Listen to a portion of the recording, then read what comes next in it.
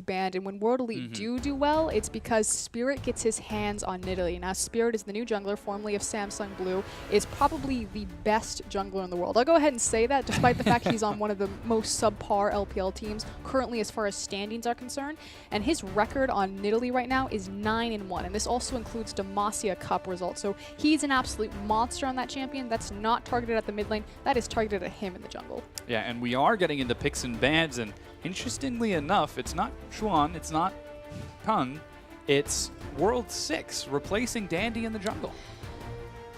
I mean, frankly, it honestly doesn't matter who it is, because replacing Dandy, those are huge shoes to fill. This is a world champion, long considered the best jungler in the world after his performance on Samsung White. Very intellectual, able to survive meta changes, aggressive, defensive, he can do it all. And the fact that Dandy is being taken out of the jungle, put into the top lane. Expect to see him on a Smite teleport, because that's what he's been taking to the top lane when he's forced into this role swap. And effectively, really what it comes down to is Vici has Dandy playing 2 roles, top and jungle. Yeah, and a lot of that is off of teamwork with his old Samsung teammate Mata in the bottom. And speaking of Mata, you've got double ban targeted at him with that Alistar and Brand. That's Bard. That's a Bard. I like to call him Brad. Brad, yeah. Yes, that is a Bard targeted away at Mata. And Kalista is the last ban for WE. On the other side, you mentioned Spirit's Nidalee, but it's also going to be Hecarim taken from Aluka and Xia losing his LeBlanc. You know what wasn't taken from Aluka? Sion. Yes. So we'll see if Aluka decides to go that route. He's actually recently been trending more towards the carry top laners, Aurelia and Fizz, to not a lot of success. So what happened last time for World Elite, unfortunately, is that just too many fires were sprouting around the map. You lost in the top lane, lost in the bot lane, and the Spirit just couldn't hard carry the game for himself. Looks like it could be a first pick Azir. Aluka hovers it and last second decides to swap it over to Conan. Hatong, we did mention his smaller champion pool. Azir is one of those primary mid lane champions. Could WE be coming into this with a strategy saying, hey, look at this shiny Azir. We want it. We want it. Oh, no, we don't. You should take it before we do. I mean, they're really just hiding their hand. The fact that Alistar was banned, we've talked about this all night, it means that Nautilus is going to be the go-to support, kind of next in the tier list there. And so by taking the support first pick, they get to allow counter picks and kind of hold their composition. On the other side, though, yeah, we've got Sivir locked in for Endless, and that's going to be World 6 taking Gragas in the jungle. Should be very exciting to see Endless on that Sivir. World 6 on Gragas, a very strong jungler, something we've seen quite a bit. Well, Sivir also works really well to the storyline that we've really set up for Vici as far as their playstyle is concerned. If they go back to the more that rotation, because Sivir just offers so much versatility. Siege, wave clear, her on the hunt for disengage, hard engage, as well as rotational play. So it's a really strong pick in general for the LPL, and it works really nicely to everything that Vici need to accomplish. And that is going to be Xie locking in Azir. Not going to go for the Scion for Aluka. Instead, he wants to take that away from Hatong. Spirit locking in Lee Sin. Interesting picks out of World Elite. The thing about World Elite, or excuse me, WE, is the fact that they're just not cohesive as a team. So in a big 5v5, they like to run multiple threat or multiple damage threats across the team, simply because it just kind of turns into chaos. They're not as coordinated as they need to be, especially for a region so strong in the 5v5. So if they just have Xia on a champion that can hard carry on his own, on Spirit on a very mobile champion that has carry threat, and then, you know, maybe a hyper carry or something for Mystic, especially with an escape, it's kind of every man for themselves. If it breaks down into a skirmish or to chaos, they can come out ahead because they're just so mechanically gifted. But in a true 5v5 where coordination is the name of the game, it's where they fall short. Yeah, they don't think we're going to be seeing a lot of 5v5s from Vici, as they do have that skirmish, run around and rotate, typical team play. However, Fizz locked in for what could be Dandy, what could be Hatong, and that's going to be Thresh locked in for Mata. Ooh, Mata's Thresh. Yeah. Now, what's really interesting is when you think about Mata's Thresh, it's not necessarily kind of the Thresh King, the fancy plays that someone like Mad Life or Edward would be known for. It's more of just his threat and his dominance in the lane. The fact that Mata can effectively almost 2v1 all on his own. And frankly, that's kind of what he's had to do with his lane buddy there, Endless, or formerly Vici. Not that they're not a serviceable AD carry as far as LPL standards are concerned, but they really haven't Endless hasn't had his breakout moment to show he deserves to be here over Vasily, because right now they look pretty comparable and almost like a wash in who's really better. It is going to be very interesting to see how that ends up working for that bottom lane. Meanwhile, Mystic locking in Vayne, and that's going to be Aluka, the train driver Scion in the top lane. That's something we've seen time and time again. There's a good reason that he's taken that Scion. Aluka really works well on the tanks. And the thing that happened last time World Elite played is, again, Aluka started to branch out more to Aurelia and to Fizz, and unfortunately just doesn't have the mechanics for the 1v1 outplays just quite yet. And so Spirit, normally he would just leave Aluka alone. He can survive on these big tank meta champions, or I'm going to call them role-playing champions. But when Aluka needed Spirit's help, because he needed to look for the 1v1, he needed to look for the snowball, Spirit just couldn't dedicate the time to him, and things started to fall apart. So I'm actually really happy to see that World Elite are returning, putting Aluka on his big power pick, the champion that he's known for, and allowing Spirit to kind of look elsewhere on the map.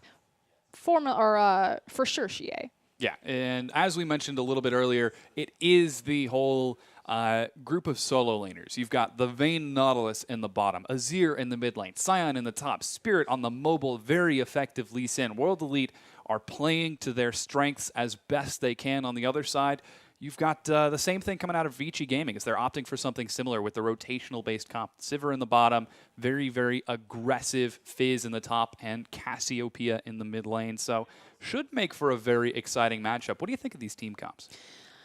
The thing that I want to speak to, because we can kind of talk about win conditions when we get into the game, is the fact that World Elite, again, they fail in the cohesive 5v5, but that said, they're facing a very weakened Vici Gaming, not only in the role swap, so the fact that Vici themselves, even when they had, you know, Dandy in his former position in the jungle, Hotong in the mid lane, they weren't known as a 5v5 team either. So, I mean, best case scenario, World Elite are very well weighted to actually perform well in this game. Should be very entertaining. We're going to get right into the game. We're going in.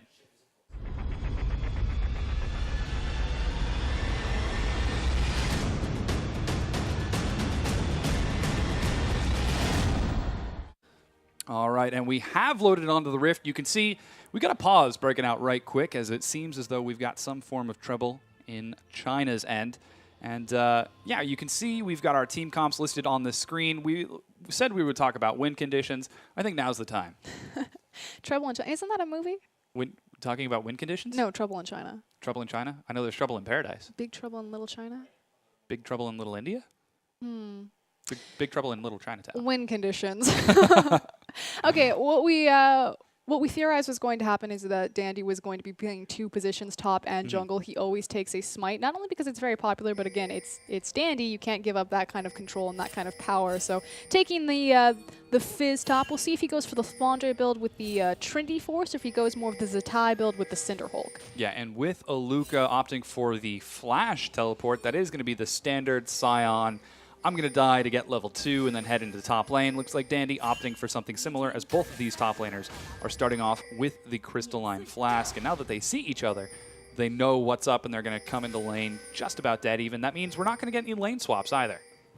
The question's going to be how Hotong is going to perform against Xie in lane. So the thing that Hotong is not well known for is his lane phase. It's actually fairly weak, and he's been a big sore point for Vici's win conditions in the past. And he's now facing off against Azir. And yeah, Cassiopeia, we talked about how she can be a lane bully, but Azir is so good at keeping her at max distance with his Sand Soldiers and just his oppressive range. Yeah, especially with Spirit on that incredibly mobile Lee Sin. We'll definitely have to keep an eye on that mid lane and see how that ends up playing into the rest of the matchup. Now, we've got World 6 on Gragas. He's a guy that we don't know too much about. Seems like he was a last-minute swap in for Vici Gaming, and he's got some pretty big shoes to fill in replacing Dandy in the jungle. And frankly, you're taking a world champion out of a role in which he won Worlds. Yep. And you're trying to fill those shoes. It's okay, though, because they have the MVP of Worlds on the bottom side of the map in Mata. Yes. But separating the Mata-Dandy combo. So sad, so tragic. Would you like some fun facts? I most certainly would. Okay, so the ward average for Samsung White, so Mata, placing wards, was 80 wards a game. Wow. Okay, now this would Is that actually... even possible? Yeah. So it speaks to Samsung's White style, because they were very skirmish focused, that they would constantly move around the map and pick up vision. So obviously if you place a ward in the same spot, just the time. You would never use up that many wards, but just because they moved around the map and they were constantly warding their flanks is how that ended up happening. But Dandy's ward count was directly attached to Mata's ward count as he misses that hook right there. So the fact that you're pulling these two players apart as far as their positions are concerned, that Dandy's not going to get as much overlap with Mata because he's not on that jungle, is going to be really curious how this will evolve and how they'll continue to perform as a team without the reliance on each other and the vision control that Vici have become so well known for. Yeah, it definitely will be interesting, and it puts a lot of pressure onto World 6 in order to match that vision that Dandy is so standard to place. It seems like he's doing a good job so far. Steals Scuttle Crabs, goes for a deep ward, 3 minutes in. I like what I'm seeing so far. He is spotted out by Xie and doesn't even mind that he's going to body slam across. He will find Spirit taking that Scuttle. So junglers just high-fiving as they cross through the mid lane and then head to their own respective side of the jungle. The casual belly bop across lane. He's going for a nice jaunt. I'm actually surprised Spirit didn't proc the Q and just try to do some cheeky damage on him because he actually saw him use the belly bop and the barrel, so he wouldn't have, yeah, he wouldn't have been able to follow up on any sort of ability. Spirit's got bigger fish to fry like red buff. Bit curious, but yeah, that's going to be both of the junglers opting for the red buff. Bit of an invade from Aluka, but there's nothing to take as Krugs were taken early. And World 6 just cleared out that red buff. Here's Hatong putting some harass onto Xie with some pretty solid damage. You do have both Spirit and World 6 waiting in the wings. Oh, no, looks like we've got a recall from one and a potential roam from the other. Now, the question with Lee Sin is always, how are you going to play his early game, again, as Mata misses a death sentence? Are you going to be very aggressive early game and make the use of the fact that Lee Sin is fairly powerful with his execute ability, the added bonus on his Sonic Wave, so he does do fairly decent damage levels 1 through 5, or are you going to power farm until level 6, which kind of became a very common thing when Yasuo was very popular, that Lee Sin would rush their Dragon Rage just because of the unique synergy between being able to kick someone and then immediately get final breathed. Ulted. Seems like Spirit's going for more of a farming maneuver. We'll see if maybe he spends some time down bottom with Conan, obviously looking for the dredge lane. Doesn't have a lantern like Mata would, but finds that one. Yeah, the hook lands. That's Conan landing more hooks than Mata this time.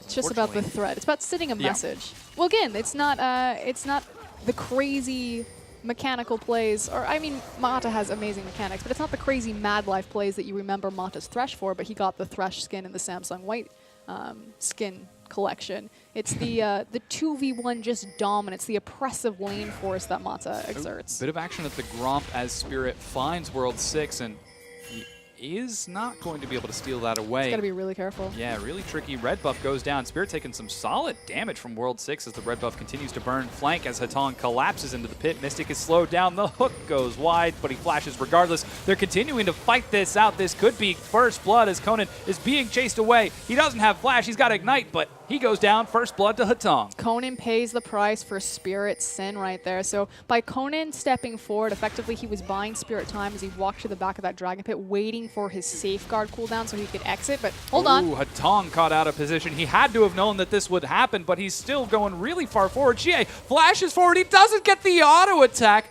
They let Hatong go. Pot. Yeah. Yeah, that was just a mechanical misstep there from Xie, which is really unfortunate because his big strength is that he's effectively he came from solo queue, was very high rated on the Chinese solo queue ladder, had some competitive experience formerly on World Elite Academy, but was just never able to make it transition as smoothly into a 5v5 setting because he doesn't have the coordination in team fights. But lane phase is still as oppressive as other. Unfortunately, just kind of missed the mark there. Yeah, Hatong actually hasn't recalled yet, despite knowing that Xie was still there. And actually, in fact, he shoves the wave out to try to get it to bounce before finally recalling and heading back. With that first blood, he's going to be feeling pretty confident, opts for a tier first, and is even able to afford the blasting rod for more sustain. Now we've got World 6 echoing the invade that Spirit did earlier. He gets a nice deep ward and says, you know what? I'm not going to skirmish this. It didn't work out for you last time. I'm not going to try it this time. The W just so oppressive on Gragas. Can walk into that jungle for free, but we do have some action heading up into the top lane. Oh man, the hook lands in Aluka. He could have pulled. Yeah, he could have. I always love that when the train driver's running forward and you have the Thresh that's just like mush. Onward mule. But yeah, Aluka's feeling just fine. Burns the ultimate. We haven't seen any recalls just yet out of either Dandy or Aluka. Dandy's been playing a very fun style Fizz. Anytime you see Aluka start charging something up, just become untargetable. Just dodge it and get right back under the minions. And it's really working out so far as Dandy, minor CS lead. Aluka should be able to catch right back up. Xie, we can see, taking his blue buff, and that's going to be Hatong looking for his own blue as well. Things are settling down. It's once again getting to that calm laning phase that we all know and love. Pretty standard itemization. Again, the question still, what type of Fizz is Dandy going to go for? Is it going to be the Cinder Hulk, or is it going to be the Trinity Force? Most commonly, we've seen the Cinder Hulk, although Spirit in the back looking for a gank. Could go for it, but Dandy's awful far back under that turret. He is making it back in time, and Spirit decides to go for a bit of a recall instead. We'll have to see what smite he goes for, and as you mentioned, Dandy could be a bit volatile with that specific smite choice on Fizz, and whether or not he decides to go Trinity Force like we saw earlier today, or Cinder Hulk first. There's a lot of variability in Fizz builds in general.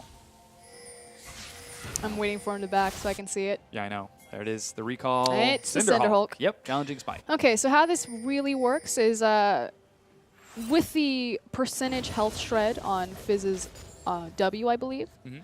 He's obviously able to do damage without building damage. Of course, it's always going to help him, but it's not like he's limiting his damage threat by building the Cinder Hulk or being tanky. The other nice thing about this build is from Cinder Hulk, you go into Frozen Heart, although hold on, Mystic. Yeah, Hook finds Mystic. Ignite is dropped as well. He's tumbling to the side. World 6. Oh, Pop. He actually goes a little bit too far forward. The Ignite picks up the kill. It's going to be Mata who secures it. Conan still with no flash, running for his life, goes down. It's Endless who gets another kill for Vici Gaming. Great performance there from Mata, and because they have the 2 bottom laners killed, it's a pretty easy decision to transition this into a dragon, knowing that they have a numbers advantage. Back to Cinder Hulk. Oh, wait, hold on. Spirit looking for a steal. Can he get it? Let's see. He drops a ward over the wall. They know that it's going to happen. Q goes out, but secured. World 6 secures the first dragon for Vici Gaming. Beautiful smite. Good things to see from the new jungler for Vici here.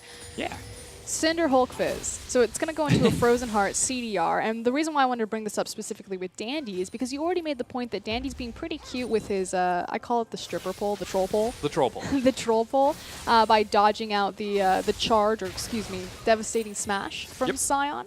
By getting the 40% CDR on Cinder Hulk, it's almost like a superficial tankiness because you're spending more time airborne because obviously you're able to proc that E cooldown more often than not, and likewise the Bammy Cinder will continually burn while he's in the air, so you're technically still doing slight magic damage, but it just really fits to Dandy's playstyle that he's already showing against the Sion, that he wants to continually use that E to dodge out. Yeah, so we have once again returned to that landing phase. Vici feeling very confident with a 2,000 gold lead, securing that first dragon and putting up some pretty consistent lane pressure across the map. Now, we talked about how Vici typically are at their best when they're opting for a rotation lane style play where they go left and right. We can see Dandy getting some harass onto Aluka here as it's a 3-man roam, but Aluka gets out just fine. Continuing on that thread, what does Vici need to do? What item breakpoints do they need to hit to start feeling safe with some of those rotations?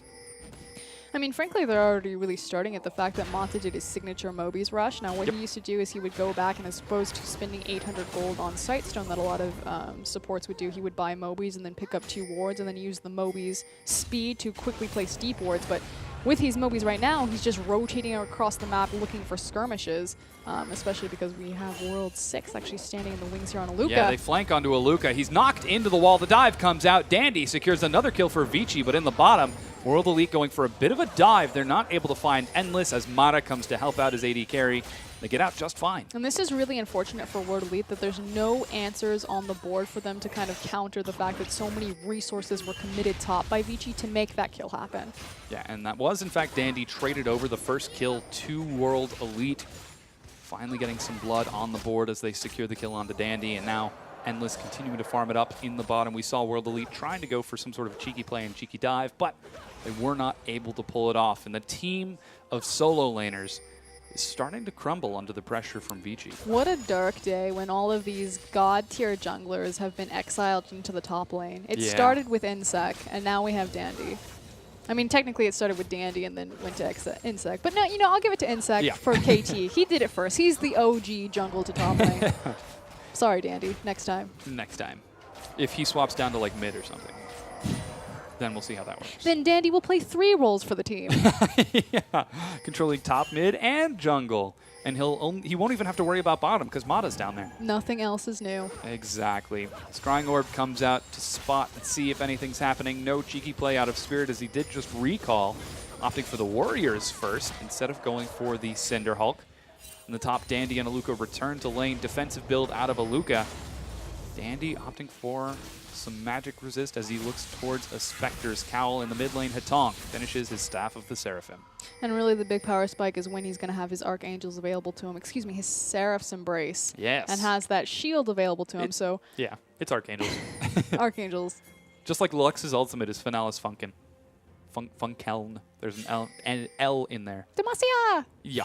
That's all I call it. Whoa! Flash body slam as World 6 finds Conan. He's flayed forward. That's Vici looking for a 2-turret dive. They find Conan and remove him from the map. My favorite part about that was how Hatong whiffed the Petrifying Gaze because of the cask. But Yeah. it's fine. Got the assist. It's all good, guys. Yeah, World 6, the new jungler for Vici Gaming, is coming up huge right now. He's been involved in all 5 of his team kills. He's been all across the map.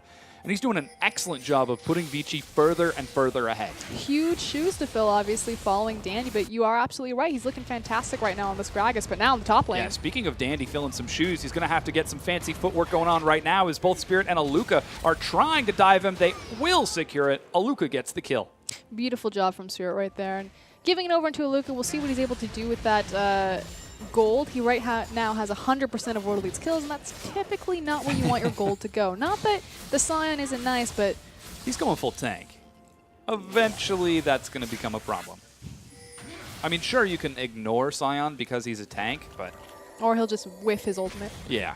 That's the best part. The drive-by. Actually, Aluka's fairly good at hitting that ultimate. Mata's getting really aggressive here. He should try to get some slowdown onto Aluka. Flash comes out. He tosses out the amazing Dark Passage as World 6 comes up with Hatong, and Mata's actually going to be able to get out of here just fine. Dandy teleports in for revenge. Aluka running for his life. He doesn't have Flash. The body slam reaches him at max range. Aluka is almost certainly going to be dived. He is indeed.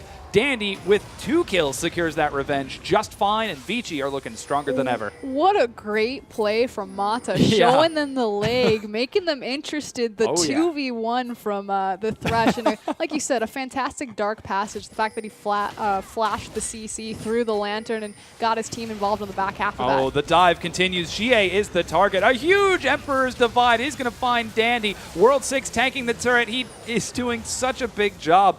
The 5-man rotation secures the kill. And this is Vici rotating and looking as strong as ever. They might lose a turret on the bottom. But it's a different style of rotation. So again, in the past, Vici really excelled because they would just avoid the enemy team. This is completely new animal and kind of an evolution of Vici's style. They're rotating to make picks, to find advantages and then translating that into objectives when typically it's rotating to just run away from the enemy team. This is fabulous to see. Yeah, the immediate response after taking that turret is head down to the dragon. Hatong, very aggressive there. He's going to be shut down. That gold is picked up by a very much needed Mystic. Dandy has joined the fight. He misses the fish. If he can try to knock them into it, that would be great, but Mystic saves his flash, gets out on the backside. Dandy was 1v3 long enough for the rest of Vici to join the battle. He should be able to make it over the wall. No, he goes down. Spirit secures it. Aluka joining the fight, getting some damage across. Remember, Hatong isn't there. He died from the overextension, and Vici are forced to run away as fast as possible. Spirit looking for some chase, but can't quite find it with those 2 kills. Vici back away, and WE should be looking to take this dragon. Dandy way too overzealous right there. Look at his itemization. So typically you would go into armor, but he decided to go for MR, and frankly, he got shredded by Vayne and Lee Sin, so the MR didn't help at all. Yeah, remember, that is a very scary Vayne on Mystic. He should be able to finish his Blade of the Ruined King after picking up that shutdown gold from Hatong. Yeah, there we go. There it is, secured. So this is the big power spike for Vayne, so obviously this allows her to have her 1v1 duel potential. And everyone's really liking Vayne because she's a good answer to Sivir. She can out-duel Sivir. That said, Sivir is going to still offer incredible versatility that Vayne won't in terms of sieging, rotations, hard engage, disengage. In a true 1v1, though, it's totally to Vayne. And how this is really going to work as far as attack speed and Final Hour. So when Vayne procs her ultimate of Final Hour, she gets bonus AD that roughly equates to a BF sword at some point in the game. So by itemizing attack speed in that 8-second duration of her Final Hour, she gets the BF sword that she sacrificed anyway to rush the Blade of the Ruined King, and gets kind of the best of both worlds, which means that she's that much more terrifying when she's in her ultimate. Yeah, on top of that Blade of the Ruined King, she has now secured a Zeal for her build. Endless, on the other hand, despite being 1-0-4, he hasn't really picked up a lot of the global gold for his team. That's been primarily sent towards Hatong and Dandy in the top lane. Finally finishes off that Infinity Edge, another very strong power spike for Vici Gaming. And it seems like they're suffering a little bit. When they aren't the ones making the primary plays, making the primary initiation, they're starting to feel a little lackluster. Glad that you started to bring up kind of where the gold is weighted on these teams. So historically, throughout the LPL this season so far, Mata has the highest gold percentage of any of the supports in LPL, and Spirit has the second highest gold percentage of any of the junglers in LPL, which this really goes back to say, like, these are the hinges on which their success swings. Worldly is all about Spirit and how he can impact the map with these high mobility, high impact junglers. And Mata, leading the charge, was the shot caller for Samsung White, is the shot caller for Vici Gaming, controls their vision, and we saw it this game with those Moby boots just running around and making everything happen. Yeah, bit of aggression out of World 6 and Mata. That was actually a very, very clever play. I really like how they went for the invade, but while they weren't able to find anything, they did get a few deep wards down and really just kind of got a feel for where World Elite are right now. With that, they continue going for some more pressure, going for some more harass in the bottom. Wards covering the Dragon Pit for Vici, though. They did see it get secured by WE, and for the time being, seems as though everyone's just going to take it safe, try to get their next power spike. Patong, he's looking for a Luden's Echo on Cassiopeia. Kind of early in her rotation to build a Luden's Echo. Now, she is a sustain mage, and what I mean by that is I defined this in the past that there's burst mages and there's sustain mages. So a sustain mage like Cassiopeia, she's going to be doing her damage because it's about how many rotations she can get through her spell, i.e. proc that Twin Fangs as much as possible, just spam it down, versus Annie, who's going to be that big level 6, goes through one spell rotation, and that's pretty much her team fight. Now, the Luden's Echo is going to be far more prominent on sustain mages, simply because the more times you proc your abilities, the more times you're going to get Luden's Echo proc. The thing about it is that it's typically a rush item if you're going to get like the most cost efficiency out of it, just because of its flat AP. So it works really well on champions like Ahri, because Ahri doesn't necessarily need a core built up. She can just go straight into the flat AP and do ridiculous amounts of damage, and then find great synergy off of the movement speed. With Cassiopeia, typically it's the Seraph's Embrace. Building up the tier is incredibly important, so that's a core item. And then typically into a Rylai's, but completely ignoring that aspect of the health and just going straight damage. Vici collapsing onto the Baron Pit. They saw Mystic in the bottom lane, so they can try rushing it down. It's 20 minutes into the game, right on time. They're going to try burning through its health. They secure it very quickly. This could be a scary fight for WE. They have to get out of there. A huge flash cask is going to knock Xie right out of there. Stun finds Aluka. This could be a turn fight as Hatong no longer has his ultimate. There's no longer the stun from Hatong, but Vici back away, securing the Baron. When things go right for Vici, they go so right. Oh, yeah. They currently have the shortest average game time, and you can see why. They were a rotation-focused team before, and when they had that identity, they just rotated beautifully, tearing games out from underneath people before they had a chance to react.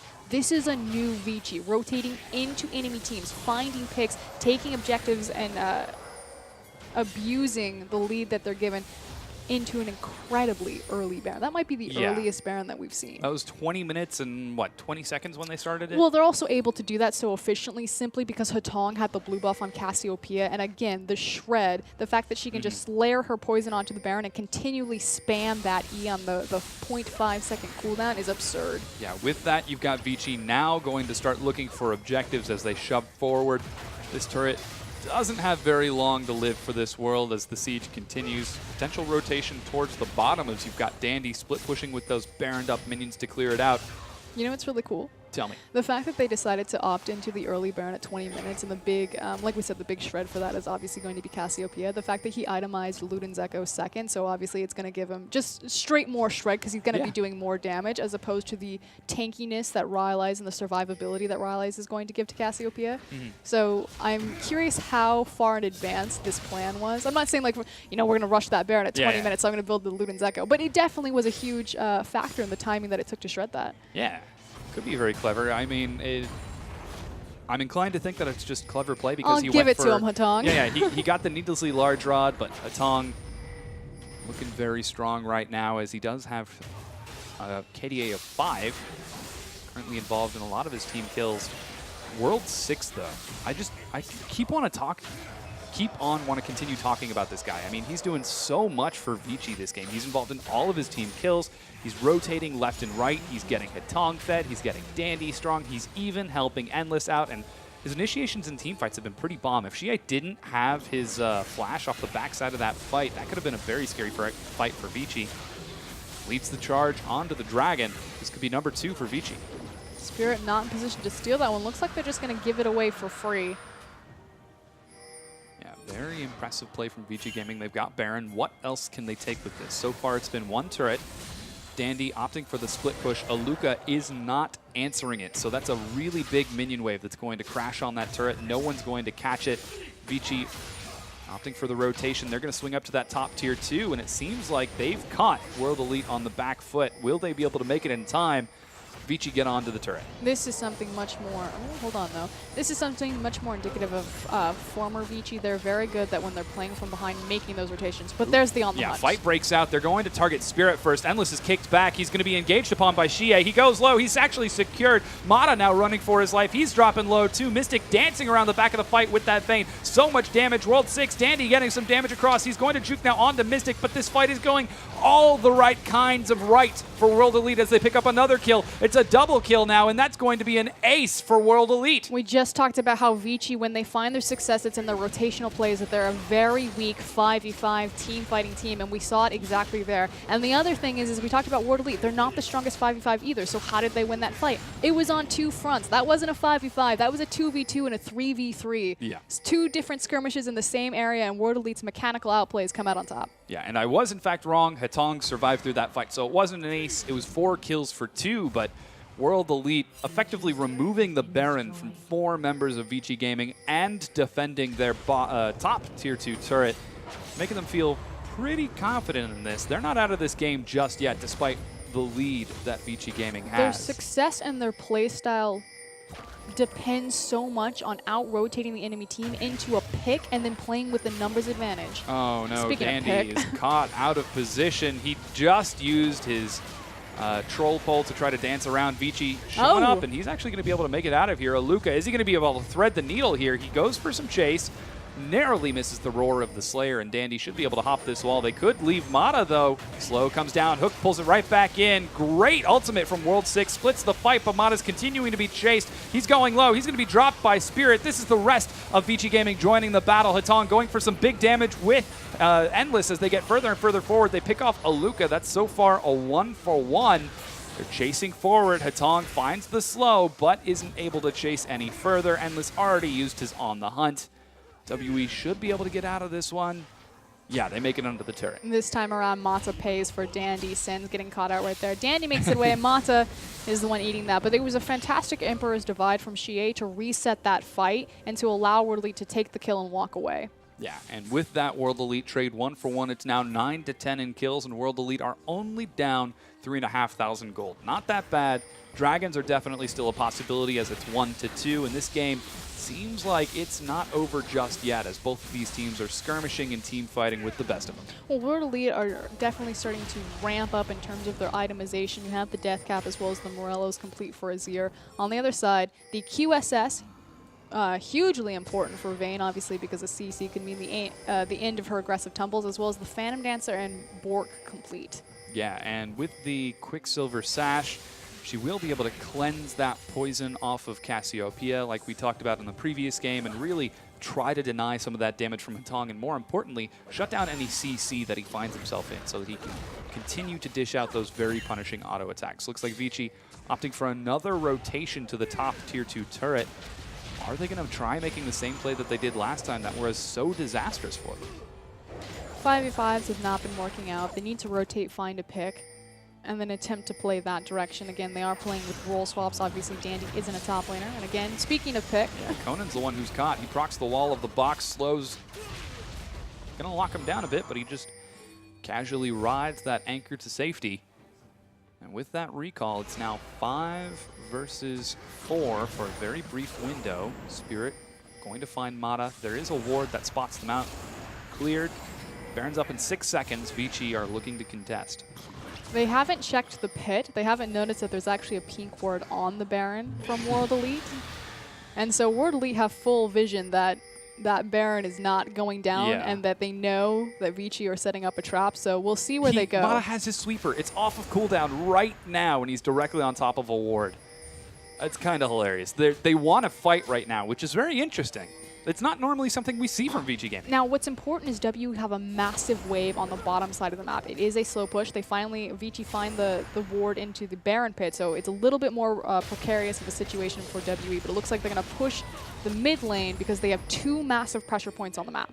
Yeah, WE grouped up. They know that they've got those pressure points, so they're going to try to use them to the best of their abilities. Walking forward now, they're going to clear all of the hard-earned wards of Vici Gaming.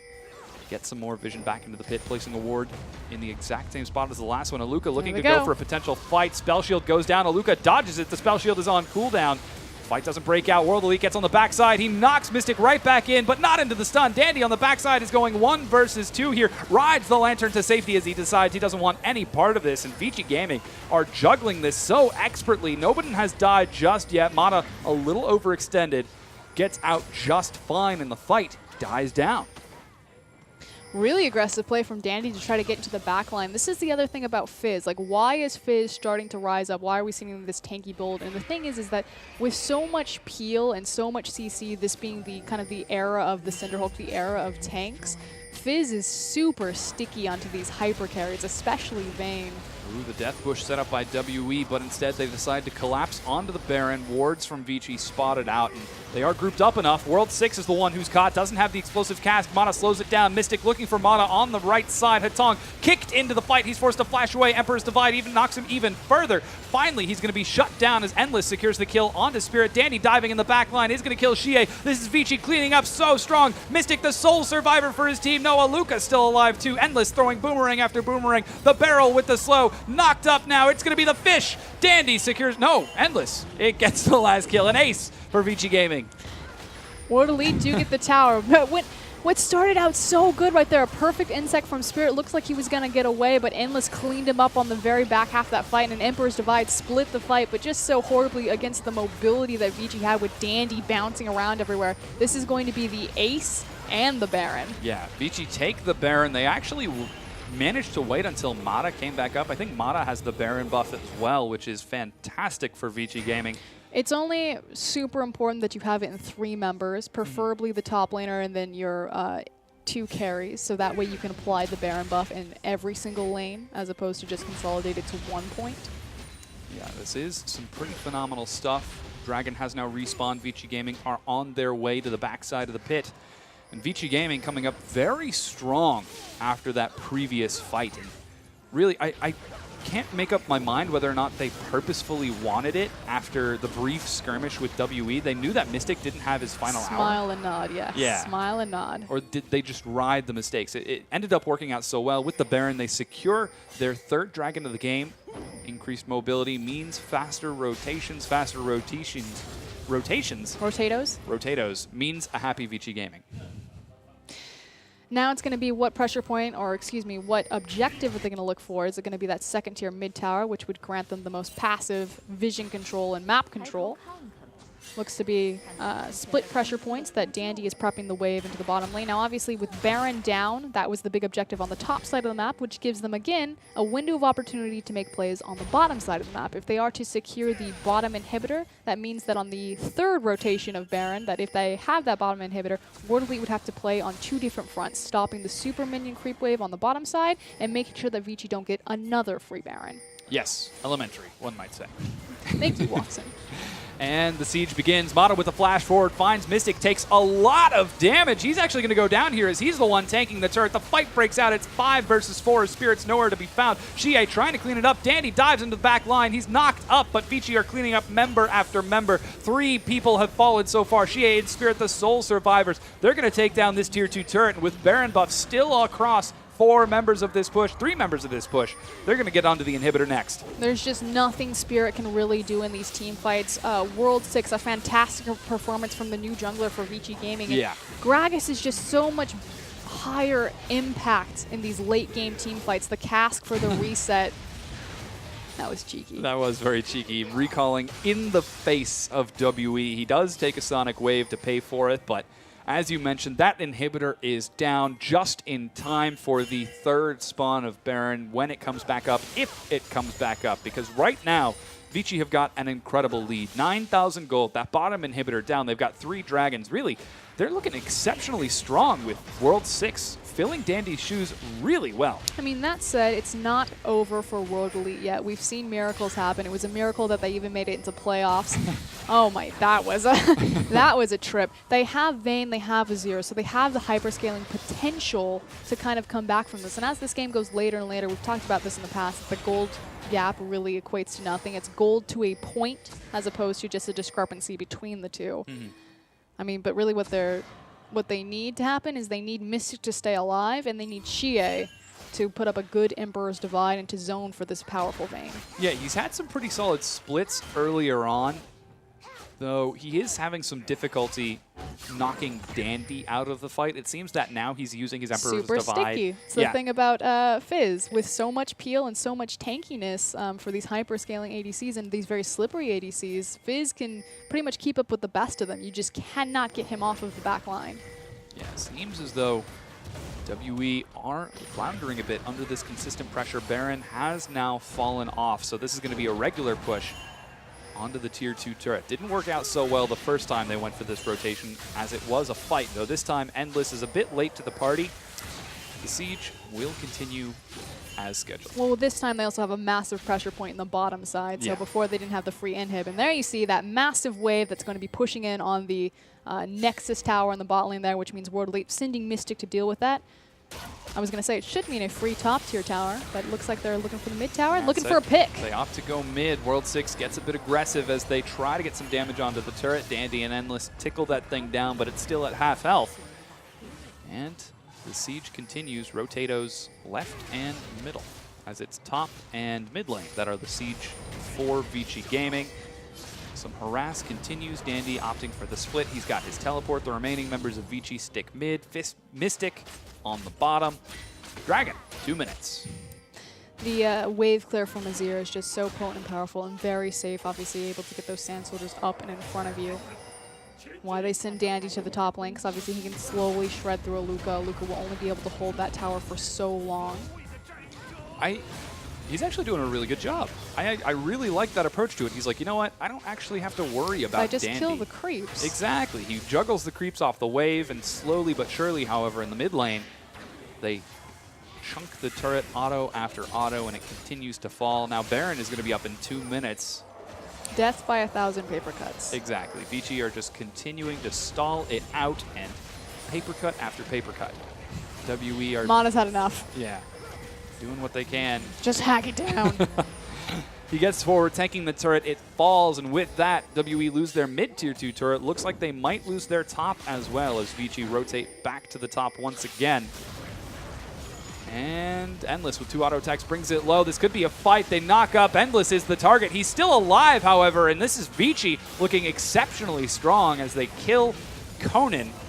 They punish him for his hubris, trying to turn this into a full 5v5 team fight. The dive continues as Vici destroy the turret and continuing to shove forward, but WE make it out.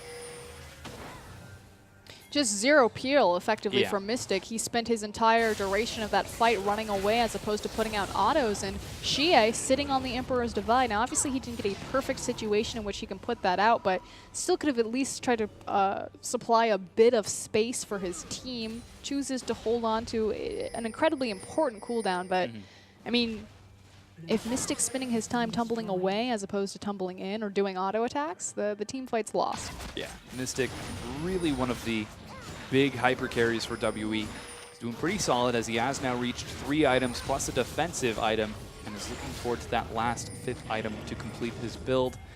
Dragon has now respawned. Dandy looking to solo it. He's got teleport so he can join from the other side of the fight. Baron's up in a few seconds too, but Vici find a pick onto Spirit. Spirit's flashes. He's going to go down.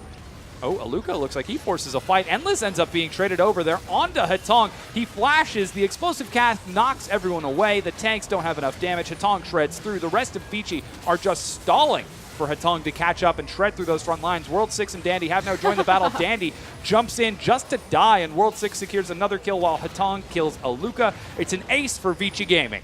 That said, Xie did get some on the back half. Not a total loss. It's really only 3 members that are standing up, and it's not the 80 carry, so shredding down towers is still going to be relatively difficult.